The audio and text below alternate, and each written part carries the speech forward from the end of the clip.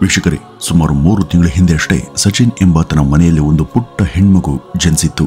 ಹೆಚ್ಚಿನ ಸ್ಥಿತಿವಂತರಲ್ಲದಂತ ಇವರು ಆರ್ಥಿಕವಾಗಿ ದುರ್ಬಲರಾಗಿದ್ರು. ಮುಂಬೈನ ಅಂಬೇಡ್ಕರ್ ನಗರದ ಸ್ಲಂ ಏರಿಯಾದಲ್ಲಿ ಇವರ ಕುಟುಂಬ ವಾಸ ಇತ್ತು. ಎಂದಿನಂತೆ ಅವತ್ತು ರಾತ್ರಿ 9:00ವರೆಗೆಲ್ಲ ಎಲ್ಲರೂ ಊಟ ಮುಗಿಸಿ ನಿದ್ರೆಗೆ ಜಾರಿದ್ರು. ಈ ಹೊತ್ತಿಗೆ ಆ ಮಗುವಿನ ತಾಯಿ ಕೂಡ ಮಗುವಿಗೆ ಹಾಲನ್ನ ಉಣಿಸಿ ಮಗುವನ್ನ ಮಲಗಿಸುವಂತ ಪ್ರಯತ್ನದಲ್ಲಿದ್ರು. ಅವತ್ತು ರಾತ್ರಿ 10 ಗಂಟೆಗೆಲ್ಲ ಕರೆಂಟ್ ಕಟ್ ಆಯಿತು. ಅದು ಸ್ಲಮ್ ಏರಿಯಾ ಆಗಿದ್ರಿಂದ ಆ ರೀತಿಯ ಪವರ್ ಕಟ್ ಆಗೋದು ಅಲ್ಲಿ ಸಾಮಾನ್ಯ ಸಂಗತಿಯಾಗಿತ್ತು.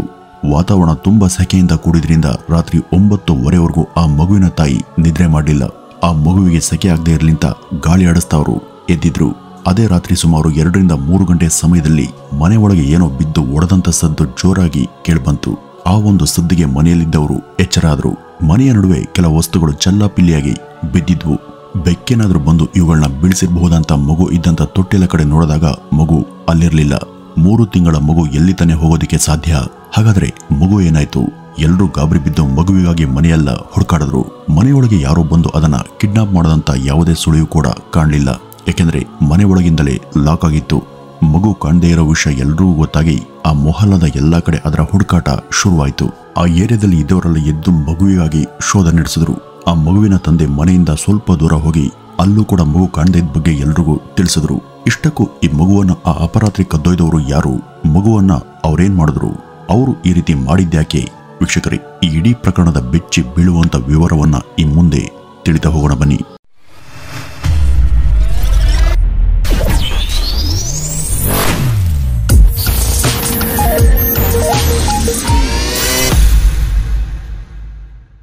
ವೀಕ್ಷಕರೇ, ಆ ಏರಿಯಾದ ಮಗು ಈ ರೀತಿ ಕಳವಾದ ನಂತರ ಭಯ ಬಿದ್ದಂತ ಅದರ ಪೋಷಕರು ತಕ್ಷಣ ಹತ್ತಿರದ ಸ್ಟೇಷನ್ಗೆ ತೆರಳಿ ಅಲ್ಲಿ ಇದ್ರ ಬಗ್ಗೆ ಒಂದು ದೂರನ್ನ ಕೊಡ್ತಾರೆ. ಈ ಒಂದು ದೂರಲ್ಲಿ ಅವರು ಈ ಬಗ್ಗೆ ತಮಗೆ ಗೊತ್ತಿದ್ದಂತ ಎಲ್ಲವನ್ನು ಕೂಡ ಬರೆದಿದ್ರು. ಈ ಒಂದು ಘಟನೆ ನಡೆದದ್ದು 2021ರ ಜುಲೈ ತಿಂಗಳಲ್ಲಿ. ಸ್ಥಳ ದಕ್ಷಿಣ ಮುಂಬೈನ ಅಂಬೇಡ್ಕರ್ ನಗರದ ಒಂದು ಸ್ಲಂ. ಈ ಒಂದು ದೂರನ್ನು ದಾಖಲು ಮಾಡಿಕೊಂಡಂತ ಪೊಲೀಸ್ ಈ ಬಗ್ಗೆ ಕೂಲಂಕಷವಾಗಿ ಮಾಹಿತಿಯನ್ನು ಪಡೆಯೋದಕ್ಕೆ ಆಸಕ್ತರಾದರು. ಮಗು ಕಳವಾದ ದಿನ ಆ ಮನೆಯಲ್ಲಿ ಅಥವಾ ಅದರ ಸುತ್ತ ಏನೇನು ಮಹತ್ವದ ಘಟನೆ ನಡೀತು, ಇವರ ಸಂಪರ್ಕಕ್ಕೆ ಅವತ್ತು ಬಂದಿದ್ಯಾರು, ಅವತ್ತು ಇವರ ಮನೆಗೆ ಬಂದು ಹೋದವರ್ಯಾರು, ಇದೆಲ್ಲವನ್ನು ಕೂಡ ಪೊಲೀಸ್ ಅವರನ್ನ ಕೇಳಿದ್ರು. ಆಗ್ಲೇ ಅವ್ರಿಗೆ ಅವತ್ತು ನಡೆದಂತ ಜಗಳವೊಂದರ ಬಗ್ಗೆ ಮಾಹಿತಿ ಸಿಕ್ಕಿದ್ದು. ಅವತ್ತು 2021ರ ಜುಲೈ 8ರ ರಾತ್ರಿ ಸುಮಾರು 8 ಗಂಟೆಯ ಆಸುಪಾಸಿನಲ್ಲಿ ಇವರ ಮನೆಗೆ ಮಂಗಳಮುಖಿಯೊಬ್ಬಳು ಬಂದಿದ್ಲು. ಎಲ್ಲಿಯೇ ಹೊಸ ಮನೆಯ ಗೃಹ ಪ್ರವೇಶ ನಡೀಲಿ, ಮದುವೆ ನಡೀಲಿ, ನಾಮಕರಣದ ಮಹೋತ್ಸವ ನಡೀಲಿ, ಮತ್ತಿತರ ಇಂಥ ಯಾವುದೇ ಶುಭ ಕಾರ್ಯ ನಡೆದರೂ ಕೂಡ ಈ ಮಂಗಳಮುಖಿಯರು ಅಲ್ಲಿ ಹೋಗಿ ಆಶೀರ್ವಾದ ಮಾಡಿ ಅದಕ್ಕೆ ಬಕ್ಷಿಸನ್ನ ಪಡೆಯೋದು ಇತ್ತೀಚಿನ ವಾಡಿಕೆ. ಅದೇ ರೀತಿ ಸಚಿನ್ ರವರ ಮನೆಯಲ್ಲಿ ಹೆಣ್ಮಗು ಜನಿಸಿದ್ರಿಂದ ಅದನ್ನು ನೋಡಿ ಆಶೀರ್ವಾದ ಮಾಡೋದಿಕ್ಕೆ ಈ ಮಂಗಳಮುಖಿ ಬಂದಿದ್ಲು. ಅದೇನೋ ಸರಿ, ಇನ್ನೊಬ್ಬರ ಮನೆ ನೋಡಿ ಆಶೀರ್ವಾದ ಮಾಡಿ ಅವರು ಚೆನ್ನಾಗಿಲಿಂತ ಹರಿಸೋದು ಒಳ್ಳೆಯದೇ. ಆದರೆ ಅದನ್ನೇ ನೆವ ಮಾಡಿಕೊಂಡು ಈ ಮಂಗಳಮುಖಿಯರು ಹಲವು ಸಲ ಸಾವಿರಾರು ರೂಪಾಯಿಗಳ ಹಣವನ್ನ ಡಿಮ್ಯಾಂಡ್ ಮಾಡ್ತಾರೆ. ಮನೆಯವರ ಕಷ್ಟ ಹೇಗೋ ಏನೋ ಅಂತ ಹಿಂದೆ ಮುಂದೆ ಯೋಚಿಸದೆ ಹಣ ಕೇಳ್ತಾರೆ. ಕೊಡದೆ ಹೋದಲ್ಲಿ ಅಲ್ಲೇ ಗಲಾಟೆ ರಂಪಾಟವನ್ನ ಶುರು ಮಾಡಿ ಶುಭ ಕಾರ್ಯ ನಡೆಯುವಂತ ಮನೆಯಲ್ಲಿ ಅಶಾಂತಿಯನ್ನ ಉಂಟು ಮಾಡ್ತಾರೆ.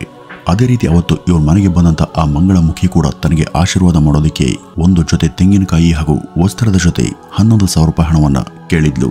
ಆದರೆ ಸಚಿನ್ ರವರ ಮನೆಯವರು ಅತ್ಯಂತ ಕಡು ಬಡವರು. ಅವ್ರ ಬಳಿ ಅಷ್ಟೆಲ್ಲ ಹಣ ಎಲ್ಲಿಂದ ಬರಬೇಕು? ಮೇಲಾಗಿ ಅದು ಸೆಕೆಂಡ್ ಕೋವಿಡ್ ಲಾಕ್ಡೌನ್ನ ಸಂದರ್ಭ. ಆಕೆಗೆ ಅವರು 500 ರೂಪಾಯಿಗಳ ದಕ್ಷಿಣೆ ಕೊಡೋದಕ್ಕೆ ಮುಂದಾದಾಗ ತನಗೆ ಪೂರ್ತಿ ಹಣ ಬೇಕು ಅಂತ ಆಕೆ ಅಲ್ಲಿ ಹಠ ಮಾಡಿದ್ಲು. ಆಗ ಮನೆಯವರು, ನೋಡಮ್ಮ, ನಾವು ಬಡವರು, ಈ ಕೋವಿಡ್ನ ಸಮಯದಲ್ಲಿ ಯಾರಿಗೂ ಕೂಡ ಕೆಲಸ ಕಾರ್ಯ ಇಲ್ಲ, ನೀನು ಕೇಳಿದಷ್ಟು ಹಣ ನಮ್ಮ ಬಳಿ ಇದ್ದಿದ್ರೆ ಅದರಿಂದ ನಾವು ಅದ್ಧೂರಿಯಾಗಿ ಈ ಒಂದು ಶುಭ ಕಾರ್ಯವನ್ನ ಮಾಡ್ತಿದ್ವಿ. ಈಗ ಇಷ್ಟು ಹಣ ಇಟ್ಕೋ, ಒಳ್ಳೇದಾಗ್ಲಿಂತ ಆಶೀರ್ವಾದ ಮಾಡು ಅಂತ ಕೇಳಿದ್ರು. ಆದರೆ ಅವರು ಅಷ್ಟು ದೀನರಾಗಿ ಕೇಳ್ಕೊಂಡ್ರು ಕೂಡ ಈ ಮಂಗಳಮುಖಿಯ ಧೋರಣೆ ಮಾತ್ರ ಬದಲಾಗ್ಲಿಲ್ಲ. ತನಗೆ ಹಣ ಬೇಕೇ ಬೇಕು ಅಂತ ಹಠ ಮಾಡಲು. ನೀವು ಅಷ್ಟು ಹಣವನ್ನ ಕೊಡದೆ ಹೋದಲ್ಲಿ ಇನ್ನು 5 ದಿವಸದಲ್ಲಿ ನಿಮ್ಮ ಮನೆಯಲ್ಲಿ ನೀವ್ಯಾರು ಕೂಡ ಊಹೆನೆ ಮಾಡದಂತ ಭೀಕರ ಘಟನೆ ನಡೆಯುತ್ತೆ ಅಂತ ಧಮಕಿಯನ್ನು ಹಾಕೋದಕ್ಕೆ ಶುರು ಮಾಡಿದ್ಲು. ಈ ಒಂದು ಸಂಗತಿಯನ್ನು ತಿಳ್ಕೊಂಡಂತ ಪೊಲೀಸರು ಮಗುವಿನ ಕಣ್ಮರೆಗೂ ಇದಕ್ಕೂ ಖಂಡಿತ ನೇರ ಸಂಬಂಧ ಇದೆ ಅಂತ ಲೆಕ್ಕ ಹಾಕೋದಕ್ಕೆ ಶುರು ಮಾಡಿದ್ರು. ಅವರು ಆ ಮನೆ ಬಳಿ ಇದ್ದಂತ ಕೆಲ CCTV ದೃಶ್ಯಾವಳಿಗಳನ್ನ ಪರಿಶೀಲನೆ ಮಾಡಿ ಅದರಲ್ಲಿ ಆ ಮಂಗಳಮುಖಿಯರ ಚಹರೆಯನ್ನ ತಿಳಿಯೋದಕ್ಕೆ ಪ್ರಯತ್ನ ಪಟ್ರು. ಈಕೆ ಬಗ್ಗೆ ವಿಚಾರಣೆ ಮಾಡಿದಾಗ ಈಕೆಯ ಪೂರ್ತಿ ಹೆಸರು ಕನ್ನಯ್ಯ ದತ್ತ ಚೌಗುಲೆ ಅಂತ ಗೊತ್ತಾಯ್ತು. ಈಕೆಯನ್ನ ಆಕೆಯ ಪರಿಚಿತರೆಲ್ಲ ಕನ್ನಿ ಅಂತ ಕರೀತಾ ಇದ್ರು. ಈಕೆಗೆ ಅಲ್ಲೊಂದ್ ಕಡೆ ಮನೆ ಕೂಡ ಇತ್ತು. ಅಲ್ಲಿದ್ದವರಿಂದ ಈ ಬಗ್ಗೆ ಮಾಹಿತಿಯನ್ನ ಪಡೆದಂತ ಪೊಲೀಸ್ ಅಲ್ಲಿಗೆ ಹೋದಾಗ್ಲೂ ಕೂಡ ಅವ್ರಿಗೆ ಆಕೆ ಪತ್ತೆ ಆಗ್ಲಿಲ್ಲ. ಆಕೆಯ ಪರಿಚಯ ಇದ್ದವ್ರಿಗೆಲ್ಲ ತಾವು ಆಕೆಯನ್ನ ಹುಡುಕ್ತಿರುವಂತ ಸಂಗತಿಯನ್ನು ತಿಳಿಸಿ ಆಕೆ ಆ ತಕ್ಷಣ ಎಲ್ಲಿದ್ರೂ ಕೂಡ ಪೊಲೀಸರ ಬಳಿ ಬರಬೇಕು ಅಂತ ಸುದ್ದಿಯನ್ನ ಪೊಲೀಸರು ಮೂಡಿಸಿದ್ರು. ತನ್ನವರಿಂದ ಈ ಬಗ್ಗೆ ಗೊತ್ತಾದಂತ ಕನ್ನಿ ಅದಕ್ಕೆ ಭಯ ಪಡದೆ, ಅಷ್ಟೇ ತಾನೇ, ಅದಕ್ಕೆ ನಿಗ ಈ ಪೊಲೀಸರಿಗೆ ನಾನೇಕೆ ಹೆದರಬೇಕು ಅಂತ ಸವಾಲನ್ನು ಹಾಕಿ ತನ್ನನ್ನು ಹುಡುಕ್ತಿದ್ದಂಥ ಪೊಲೀಸರ ಬಳಿ ಖುದ್ದು ತಾನೇ ಬಂದಿದ್ಲು. ಈ ಹೊತ್ತಿಗೆ ಅಲ್ಲಿದ್ದ ಸಮುದ್ರದ ಕಿನಾರೆಯ ನೀರಿನ ಗುಂಡಿಯೊಂದರಲ್ಲಿ ಆ ಮಗುವಿನ ದೇಹ ತೇಲ್ತಾ ಇದ್ದದ್ದು ಕಂಡ್ಬಂತು. ಅದನ್ನ ಪತ್ತೆ ಹಚ್ಚಿ ವಶಕ್ಕೆ ಪಡೆದಂತ ಪೊಲೀಸರಿಗೆ ಅದು ಬೇರೆ ಯಾರದೂ ಅಲ್ಲ, ಅದು ಅವತ್ತು ಕಳೆದು ಹೋದಂತ ಸಚಿಂದ್ರ ಅವರ ಮಗುವಿನದ್ದಂತ ಗೊತ್ತಾಯ್ತು. ಇದರ ಈ ಸ್ಥಿತಿಗೆ ಕಾರಣ ಯಾರು ಅಂತ ತರ್ಕಿಸಿದಂತ ಪೊಲೀಸ್ ಈ ಬಗ್ಗೆ ಕನ್ನಿಯನ್ನ ಕೇಳಿದಾಗ ಆರಂಭದಲ್ಲಿ ಇದಕ್ಕೂ ತನಗೂ ಸಂಬಂಧನೇ ಇಲ್ಲ ಅಂತ ಹೇಳಿದಂತ ಆಕೆ ಪೊಲೀಸರ ಟ್ರೀಟ್ಮೆಂಟ್ ಸಿಕ್ಕ ನಂತರ ಈ ಬಗ್ಗೆ ತನಗೆ ಗೊತ್ತಿದ್ದ ಎಲ್ಲವನ್ನೂ ಕೂಡ ಆಕೆ ಬಾಯ್ಬಿಡೋದಕ್ಕೆ ಶುರು ಮಾಡ್ತಾಳೆ. ಅವತ್ತು ಆಕೆ ಕೇಳಿದಷ್ಟು ಹಣವನ್ನು ಕೊಡೋದಕ್ಕೆ ನಿರಾಕರಿಸಿದಂತ ಆ ಕುಟುಂಬದ ವಿರುದ್ಧ ಅದಕ್ಕಾಗಿ ರಿವೆಂಜ್ ಅನ್ನು ತೀರಿಸಿಕೊಳ್ಳೋದಕ್ಕೆ ಕನ್ನಿ ಯೋಚಿಸಿದ್ಲು. ಅವತ್ತೇ ರಾತ್ರಿ ಆಕೆ ಅಲ್ಲಿಗೆ ಯಾರಿಗೂ ಕೂಡ ಗೊತ್ತಾಗದ ಹಾಗೆ ರಹಸ್ಯವಾಗಿ ಬಂದು ಶಾಂತವಾಗಿ ಮಲಗಿದಂತ ಮಗುವನ್ನ ಯಾರಿಗೂ ಗೊತ್ತಾಗದ ಹಾಗೆ ಕದ್ದೊಯ್ದಿದ್ಲು.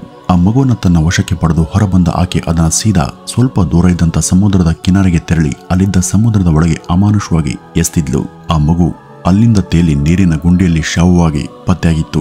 3 ತಿಂಗಳ ಆ ಸಣ್ಣ ಮಗು ಸಮುದ್ರದ ದಾಷ್ಟ್ರತೆಯನ್ನ ಹೇಗ್ತಾನೆ ಸಹಿಸಿಕೊಳ್ಳೋದಕ್ಕೆ ಸಾಧ್ಯ ಅಲ್ವಾ?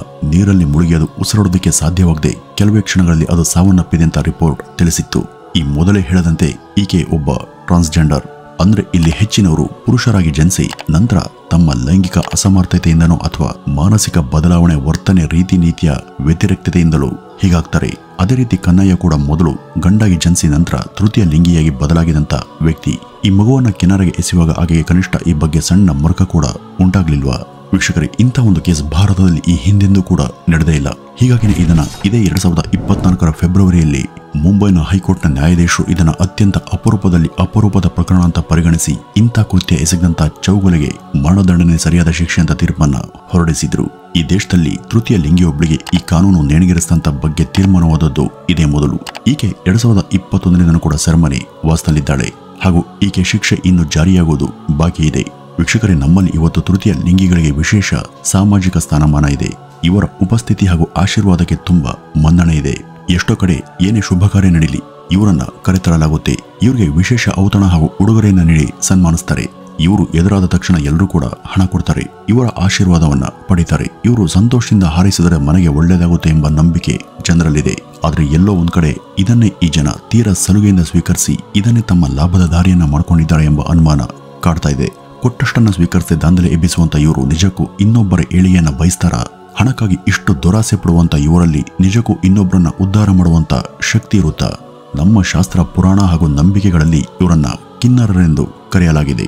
ಅವತ್ತಿಂದಲೂ ಕೂಡ ಈ ಜನರ ಬಗ್ಗೆ ವಿಶೇಷ ಗೌರವನ ಇಟ್ಕೊಂಡಂತ ಸತ್ ಸಂಪ್ರದಾಯ ನಮ್ಮದು. ಆದ್ರೆ ಇವರಿಗೆ ಹಣ ಕೊಡದೆ ಹೋದಲ್ಲಿ ಬೈತಾರೆ, ಶಾಪ ಹಾಕ್ತಾರೆ, ಅನುಚಿತವಾಗಿ ವರ್ತಿಸ್ತಾರೆ, ಜಗಳ ಮಾಡ್ತಾರೆ. ಅದೆಲ್ಲ ಹೇಗೋ ಸಹಿಸಬಹುದು. ಆದ್ರೆ ಇಂಥ ಅಮಾನುಷ ಕೃತ್ಯಗಳನ್ನ ಹೇಗ್ತಾನೆ ಸಹಿಸೋದಕ್ಕೆ ಸಾಧ್ಯ ಅಲ್ವಾ? ಇವರ ಉಪಟಳ ಎಲ್ಲಿಯೇ ಕಂಡ್ಬರ್ಲಿ ಜನ ಜಾಗೃತರಾಗಬೇಕು. ಇವರ ಆಟೋಟೋಪ ಅತಿಂತ ಅನಿಸಿದಾಗ ತಕ್ಷಣ ಪೊಲೀಸರಿಗೆ ಅದನ್ನ ವರದಿ ಮಾಡಬೇಕು. ಇವರು ಎಲ್ಲೂ ಕೂಡ ಯಾರತ್ರನೂ ಹಣ ಇಷ್ಟೇ ಬೇಕು ಅಂತ ಬೇಡಿಕೆನ ಇಡಬಾರದು ಎಂಬ ಕಠಿಣ ರೂಲ್ಸ್ ಜಾರಿ ಮಾಡಬೇಕು. ಅದನ್ನ ಅವರು ಪಾಲಿಸದೆ ಹೋದಲ್ಲಿ ಅದು ಶಿಕ್ಷಾರ್ಹ ಅಪರಾಧ ಅಂತ ಪ್ರಕಟಣೆಯನ್ನ ಹೊರಡಿಸಬೇಕು. ಇವರಿಂದ ಇಂಥ ಘಟನೆಗಳು ಮತ್ತೆ ಮತ್ತೆ ರಿಪೀಟ್ ಆಗ್ತಾನೆ ಇರ್ತವೆ. ವೀಕ್ಷಕರೇ, ಪ್ರಸ್ತುತ ಈ ಒಂದು ಘಟನೆ ಬಗ್ಗೆ ನಿಮ್ಮ ನಿಲುವು ಏನು ಅಂತ ಕಮೆಂಟ್ ಮೂಲಕ ಸ್ಪಷ್ಟಪಡಿಸಿ ಅಂತ ಹೇಳ್ತಾ ಈ ಒಂದು ವಿಡಿಯೋವನ್ನ ಇಲ್ಲಿಗೆ ಮುಗಿಸೋಣ. ನಮಸ್ಕಾರ.